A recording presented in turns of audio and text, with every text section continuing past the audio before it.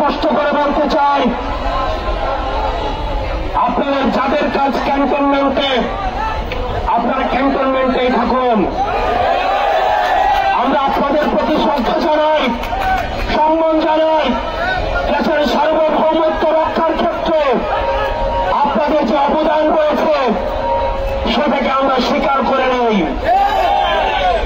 কিন্তু আমরা বলতে চাই, রাজনৈতিক পরিমণ্ডলে আপনারা ক্যান্টনমেন্ট থেকে গত 16টা বছর যেভাবে নগ্ন হস্তক্ষেপ করেছেন,